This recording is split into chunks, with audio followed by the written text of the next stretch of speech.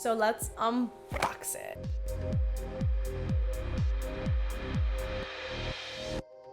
Guys, it's me, Jennifer-Biana, and welcome to my channel, or welcome back to my channel. If you're new here, please subscribe and like, comment, and all that jazz, and let me know what you think.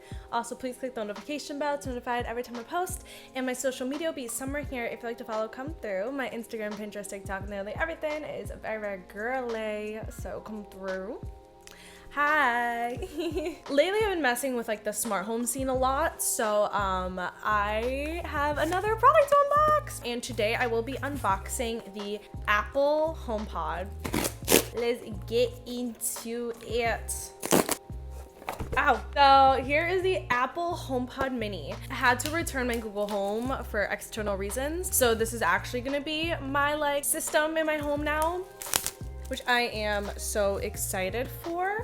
However, I did really like the Google Home, so I'm like, let's see how she compares. Like, we're just gonna do a cute little unboxing, see what comes in it, and I'm gonna talk about some of the pros and cons of getting the HomePod. So this is the more expensive smart home speaker than others, and the reason that I got this one was that my home is definitely being like connected to Matter right now, and the Google Home actually caused me some difficulties with Matter, so that's why I decided to opt for the HomePod Mini. So some of the pros of this Apple HomePod Mini, if you didn't already know, apparently it should be the sound quality. It should be really good at immersing a space with sound because of its 360 design. If all of your products are Apple, then obviously this would probably be the smart home speaker that you would choose. Holding your phone apparently right up to it just automatically links it, you know. And obviously it fully integrates into Apple's HomeKit.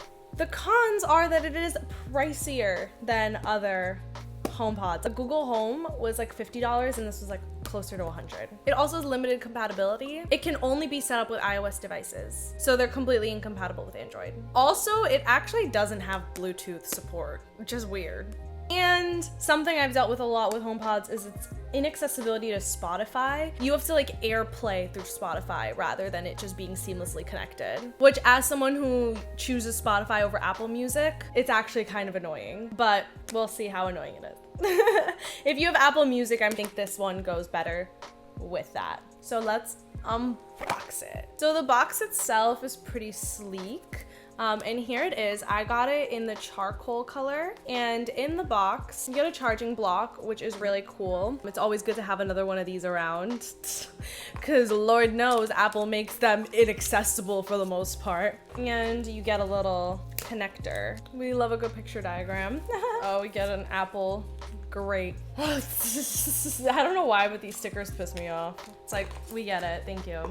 Okay, this itself is the HomePod. It's wired, and I think you tap here to like play, and down here you could remove this so that it's more stable. So yeah, let me show you what it looks like on the iPhone. So I connected it to HomeKit. What I have noticed is that I really don't like its lack with Spotify, as I expected I wouldn't. So basically, like if I were to go on Spotify like so, and I'm gonna click on a song, this is like a lo-fi song, I have to click here. I'd have to AirPlay it here to, I think I accidentally titled it kitchen, but to kitchen, so that would be my HomePod.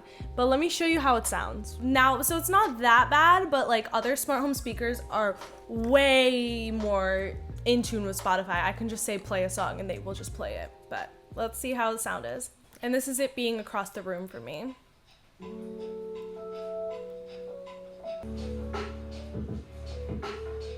Definitely the speaker itself is really good. I just don't like that it's all through Home. Like I wish it was a separate app, honestly, unless I'm bugging. I don't know. It doesn't look like there's an Apple-based thing besides Home.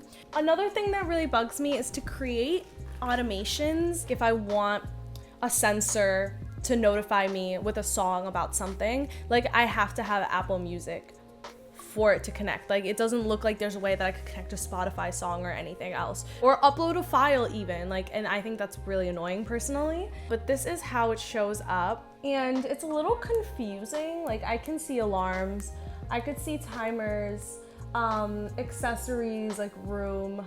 I might just change it because it's now in my living room. When I leave, home, pause, media, like I could add automations, but like it's a little bit more confusing than Google Home, I'll be so honest. But Siri also, like, let me see. Hey Siri.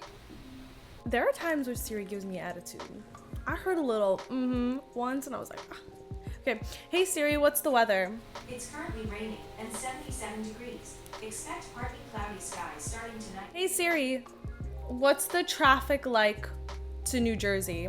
Traffic to New Jersey is moderate, so I'm estimating 1 hour. It's definitely interesting for that. I probably use it the most for weather and like as a literal speaker. I definitely have to play around with it more, but what do you guys think about the HomePod? Let me know in the comments below. And what color would you choose? I chose the black one, but I'm not sure anymore. What do you guys think? Let me know. And let me know if you want a full in-depth review. So yeah. All right. Bye guys. Thanks for watching.